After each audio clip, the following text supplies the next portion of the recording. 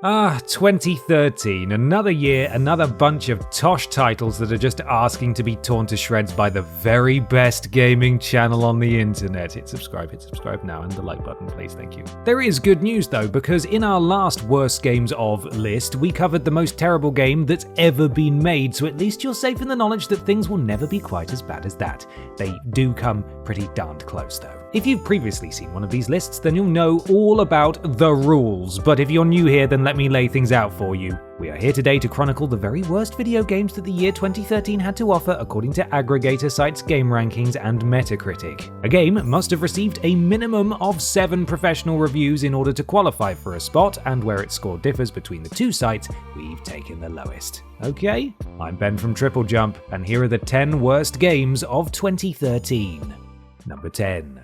Farming Simulator, Xbox 360, 33%. Do you remember Farmville? Do you remember when all of your relatives were playing Farmville and the rage you'd feel because they wouldn't stop spamming you with requests to send them fertilizer? Well, imagine if someone took those feelings of agriculture-based anger and turned them into a shoddy video game. Voila! You have Farming Simulator for the Xbox 360. I can do that better. Voilar! There we go, like a farmer. No? Okay. Part of the problem with Farming Simulator was that it did exactly what it said on the tin. Yes, it simulated what it's like to work on a farm, but the issue there is that working on a farm is, for the most part, quite dull. Players were tasked with sowing seeds, harvesting crops, and then selling them for cash money. They were then able to buy more fields and better equipment so that they could sow more seeds, harvest more crops, and then sell them to make even more money. There was no real point to any of it beyond just raking in piles of cash. Farming Simulator wasn't even good on a technical level. The graphics were bland, the physics were wonky, and the draw distance was painfully short, resulting in a game that was about as much fun as an afternoon spent mucking out a pig pen. Number 9.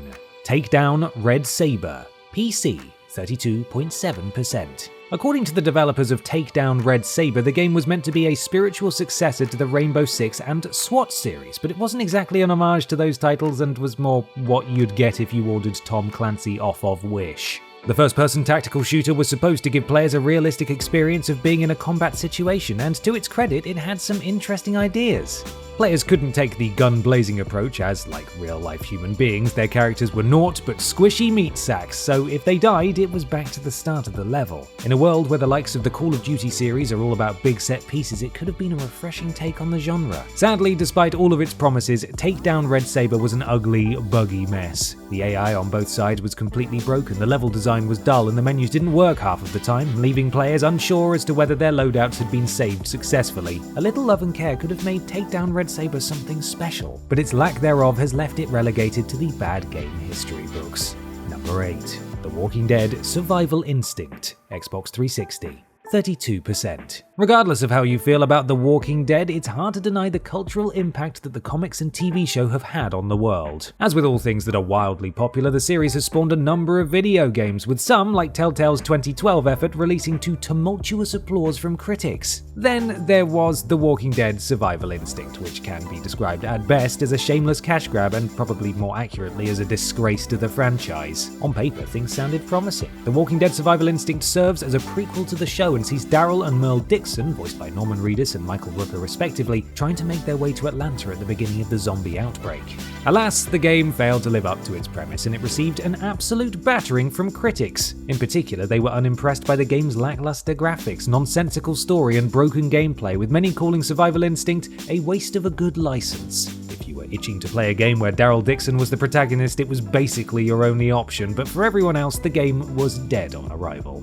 Number 7. Power Rangers Megaforce, 3DS, 30%. If you were a child in the 90s, you probably remember Power Rangers quite fondly. Whatever you do though, do not seek out Power Rangers Megaforce for the 3DS, as it is sure to irreparably taint those feelings of nostalgia. A beat-em-up based on the Power Rangers franchise could have been a slam dunk if the developers had put a little more thought into it. Allow players to choose a Power Ranger, each with their own special abilities, and then let the butt-kicking commence. Simple really, isn't it? Unfortunately, what fans got was a title that brought shame upon the good name of the Power Rangers. Players admittedly could pick which ranger they wished to play as. However, this quickly became irrelevant as the game would switch the characters out seemingly at random and without the player's input. Power Rangers Megaforce also came with a power card mechanic which was supposed to activate a special attack, which admittedly it did, but it also triggered an unskippable cutscene that stopped the action dead in its tracks. Even if you could get past the terrible, repetitive gameplay, that didn't really matter as the title would crash almost constantly. I suppose that at least served as an excellent reason to stop trying to play the thing.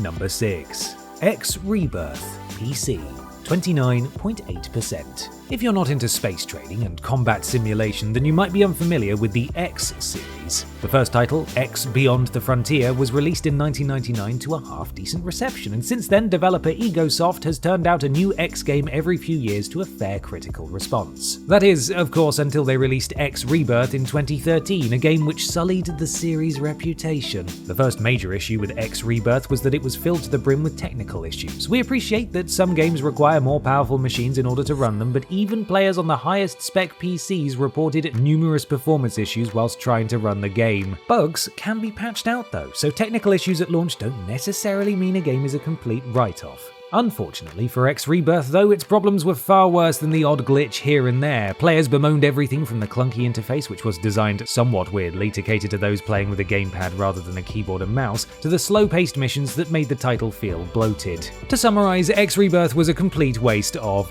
space, pun very much intended. Number 5. R.I.P.D. The Game, PC, 26%. We've got a rare treat for you now, boys and girls, as we take a look at a video game tie-in that was better than the movies it was tied into. Admittedly, it wasn't much better, but still, we're all about the positives here at Team TripleJump, so we'll take this one as a win. If you're unfamiliar with R.I.P.D. the movie, it stars Ryan Reynolds and Jeff Bridges as a pair of afterlife cops charged with capturing souls who refuse to move on. R.I.P.D. the game is loosely based on this concept, but rather than telling the story of the movie, it's a multiplayer shooter. Frustratingly, R.I.P.D. was the most basic of basic shooters. Honestly, if it were a person, it would wear Ugg boots and constantly slurp pumpkin spice lattes. That's right, we're coming for you, pumpkin spice fans, take that! And it failed to capture what little charm the film did have. Additionally, R.I.P.D. was held back by a shoddy matchmaking system, which, if you're a multiplayer title, really is the one thing you should be good at. Throw into the mix the fact that it offered little explanation in regards to how to play, plus the fact that the actual matches were no fun, and you've got a game that's far from arresting. Number 4. Fighter Within, Xbox One, 23%. There are some out there that say that Sony are the kings of the exclusive, and when we look at some of Microsoft's offerings, such as Fighter Within, we feel that those people are maybe onto something. This isn't the first time that Ubisoft's Kinect-controlled fighting series has made an appearance on one of these lists, as we covered its predecessor on our worst games of 2010. You will be pleased to know that things got no better for the series, as Fighter Within was not just as bad as Fighters Uncaged, but was, in fact, much worse. In fairness to Fighter Within, much of what was bad about it was down to the fact that it used the Kinect as its controller. By 2013, however, it was already well established that the Kinect was about as useful for controlling video games as a pair of nail scissors is for cutting your lawn. It goes without saying that Fighter Within controlled horribly and was barely able to detect players' movements as they tried to punch their way through the game. The story didn't fare any better either, with many outlets writing it off as a lazy excuse to fight a string of AI opponents. In short, Fighter Within was about as much fun as getting punched in the crotch, if not less so. Number 3. Fast and Furious Showdown, Xbox 360, 22%. We've already used the term shameless cash grab once in this list, but we're not afraid to use it again, particularly when the cash grab is as without shame as Fast and Furious Showdown. The Fast and Furious series of movies has made its name by giving its audience insane stunts and heaps of action. You'd think then that a video game adaptation would, at the very least, attempt to capture the essence of the films. You would be wrong though. Fast and Furious Showdown manages to suck all of the fun out of the series by forcing players into a number of lackluster missions, each of which is set within a bland environment. Yes, players got to drive cars like what happens in the movies, but it's approximately as thrilling as being stuck on the M25 at rush hour. In fact, about the only good thing that anyone could find to say about Fast and Furious Showdown was that it was incredibly short. Usually we'd be mad at a full-priced game that only lasts a few hours, but on this occasion we're willing to let it slide as long as it makes the pain stop. Fast and Furious? More like, get me a refund fast because I'm furious about the quality of this game, got 'em. Number 2. Double Dragon 2 Wonder of the Dragons, Xbox 360, 15.83%. We come now to a game that was described by one outlet as the worst game ever, and though that might not necessarily be 100% accurate, we can all agree that Double Dragon 2 Wonder of the Dragons is indeed worse than most. The Double Dragon series has been around since the 80s, and over the years the franchise has spawned a number of decent titles. Double Dragon 2 Wonder of the Dragons is not one of them though. The game is loosely based on 1998's Double Dragon 2 The Revenge, and we say loosely because to call it a remake would be an insult to the original. Let's start with the game's design, shall we? We've seen a lot of ugly games in our time, but few are quite as awful as Wonder of the Dragons. The characters look hideously generic, the environments were offensively bland, and the animation had a frame rate of approximately 4 FPS. As though that weren't bad enough, the game controlled horribly. The sound was grating, and thanks to the stamina bar mechanic, it was difficult to the point of being ridiculous. Still, at least it had multiplayer, so you could inflict the pain onto those who had wronged you somehow. They'd have to have done something pretty heinous though.